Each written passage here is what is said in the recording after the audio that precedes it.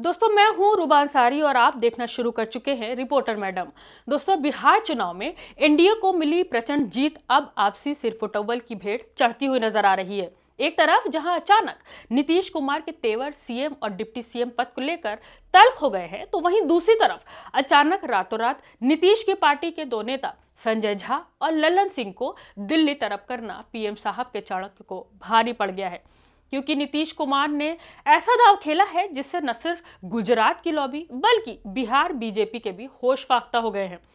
ऐसे में बहुत बड़ी खबर निकलकर सामने आ रही है कि आपसी सिरफुटव्वल के चलते अचानक नीतीश कुमार अब 36 नहीं बल्कि 20 मंत्रियों के साथ शपथ लेने जा रहे हैं। और जैसे ही यह खबर पीएम साहब और उनके चाणक्य जी के पास पहुंची है, हड़कंप मच गया है और आनन फानन में चाणक्य जी आज ही पटना आ रहे हैं। नीतीश कुमार ने कौन सा ऐसा दांव खेला कि गुजरात लॉबी के होश उड़ गए हैं, और क्यों 20 मंत्रियों के साथ नीतीश कुमार शपथ लेने जा रहे हैं? पूरे मामले पर हम आपके साथ आगे अपनी इस रिपोर्ट में तगड़ी वाली चर्चा करने वाले हैं। दोस्तों, बिहार चुनाव में एनडीए को प्रचंड जीत मिल जाने से वो आपसी सिरफुटव्वल में ही बुरी तरह से उलझ गए हैं। सीएम को लेकर, डिप्टी सीएम और अब विधानसभा अध्यक्ष के पद को लेकर न सिर्फ भयंकर तकरार है बल्कि अंदर खाने में गहरी वाली पॉलिटिक्स भी चल रही है।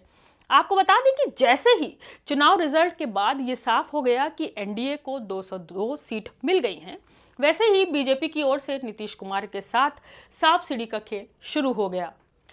पीएम साहब के चाणक्य जी की पहले तो ये मंशा थी कि सीएम उनका होगा क्योंकि वो जेडीयू से 4 सीटें ज्यादा पाए हैं। लेकिन नीतीश कुमार राजनीति के जबरदस्त खिलाड़ी हैं और ये बात पूरा देश जानता है। और नीतीश कुमार ने ऐसी पटखनी दी है कि चाणक्य जी के न चाहते हुए भी बीजेपी को कहीं ना कहीं ये मानना पड़ रहा है कि नीतीश ही बिहार के सीएम होंगे। आपको बता दें कि क्योंकि नीतीश को सीएम बनना है और वो इसका ऐलान बिहार में पोस्टर के जरिए एक दिन पहले ही करा चुके हैं। अगर एनडीए उनको सपोर्ट नहीं करता है तो इंडिया गठबंधन उनके साथ सरकार बनाने के लिए बेताब है। ऐसे में न चाहते हुए भी बीजेपी को ये मानना पड़ रहा है कि नीतीश कुमार ही सीएम होंगे। लेकिन जैसा कि बीजेपी की परंपरा रही है कि वो अचानक उसके पास से पर्ची वाले सीएम निकल आते हैं और वो विधायक दल की बैठक में ही निकलती है। कहने को तो ये दावा किया जा रहा है कि पर्ची वाले सीएम को विधायक चुनते हैं, लेकिन सच तो ये है कि वो गुजरात लॉबी की पसंद का नेता होता है जो दिल्ली के इशारों पर काम कर सके। और यही खेल अमित शाह बिहार में भी खेलना चाहते थे, लेकिन नीतीश कुमार ने एक झटके में ही पूरा खेल पलट दिया। क्योंकि शुरुआती समय में जो बीजेपी और जेडीयू के बीच बैठक हुई थी उसमें यह तय हुआ था कि नीतीश कुमार 17 को कैबिनेट की बैठक के बाद इस्तीफा दे देंगे और 18 को उनको विधायक दल का नेता चुन लिया जाएगा।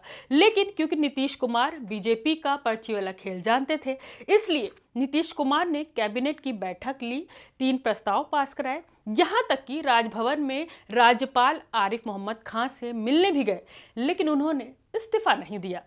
आपको बता दें कि ये आज़ाद भारत की पहली ऐसी घटना है कि आखिरी कैबिनेट के बाद कोई मुख्यमंत्री राज्यपाल से मिलने गया हो और इस्तीफा न दिया हो। नीतीश कुमार ऐसा करने वाले पहले सीएम बने हैं जो सिर्फ ये बताने राज्यपाल से गए थे कि वो 19 को इस्तीफा देंगे और 20 को सरकार बनाएंगे। दावा किया जा रहा है कि नीतीश कुमार ने ये सब कुछ सिर्फ और सिर्फ इसलिए किया क्योंकि उनको बीजेपी पर भरोसा नहीं है। उनको लगता है कि अगर कहीं वो इस्तीफा दे दे तो पीछे से पर्ची वाला सीएम ना निकल आए और उनको साइडलाइन कर दिया जाए। कहा तो ये तक जा रहा है कि नीतीश कुमार ने बीजेपी को साफ बता दिया है कि बीजेपी के विधायक दल की बैठक करो और उनको नेता घोषित करो तो ही वो सीएम पद से इस्तीफा देंगे। आपको बता दें कि ऐसे में चाणक्य जी का पर्ची वाला गेम पूरी तरह से खत्म हो गया है और इसके लिए चाणक्य जी ने नया दिमाग लगाया है और आनन फानन में जेडीयू के 2 बड़े नेता संजय झा और लल्लन सिंह को चार्टर प्लेन से दिल्ली बुलाकर नए सरकार के गठन की बात करने लगे और एक हिसाब से नीतीश को साइडलाइन करने का प्लान बनाने लगे।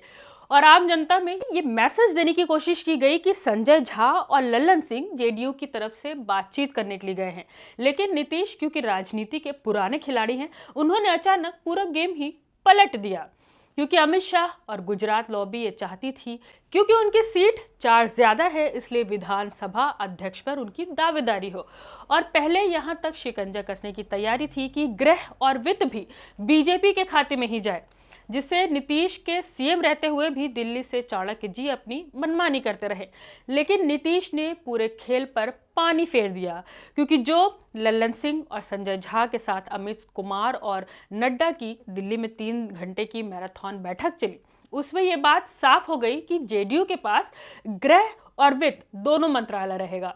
बीजेपी को विधानसभा अध्यक्ष के स्पीकर का पद दिया जाएगा। यहां तक मीडिया में विधानसभा अध्यक्ष का नाम भी चलने लगा था।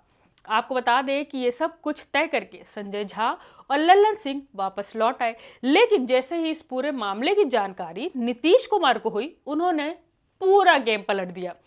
नीतीश कुमार ने यह बात न सिर्फ मानने से इनकार कर दिया, बल्कि वो एक नई थ्योरी ले आए कि अगर बीजेपी विधानसभा अध्यक्ष का पद चाहती है तो उसको एक डिप्टी सीएम का पद छोड़ना होगा और ये डिप्टी सीएम का पद सीधे जेडीयू अपने खाते में लेगी। आपको बता दें कि जैसे ही ये बात बीजेपी और गुजरात लॉबी तक पहुंची, पूरा हड़कंप मच गया है और अभी तक जहां 36 मंत्रियों की बात कही जा रही थी, इसको फिलहाल टाल दिया गया है। अब नई खबर सामने आ रही है कि 20 तारीख को नीतीश कुमार 20 मंत्रियों के साथ शपथ ले लेंगे। इसके बाद विधानसभा का गठन के बाद बाकी मंत्रियों के बारे में बाद में चर्चा होगी। हालांकि सूत्रों के हवाले से जो खबर निकलकर सामने आई है वो ये है कि बीजेपी इस पर पूरी तरह से राजी नहीं है। बीजेपी चाहती है, क्योंकि शपथ ग्रहण में खुद पीएम साहब आ रहे हैं, इसलिए सभी 36 मंत्रियों की शपथ एक साथ हो जाए।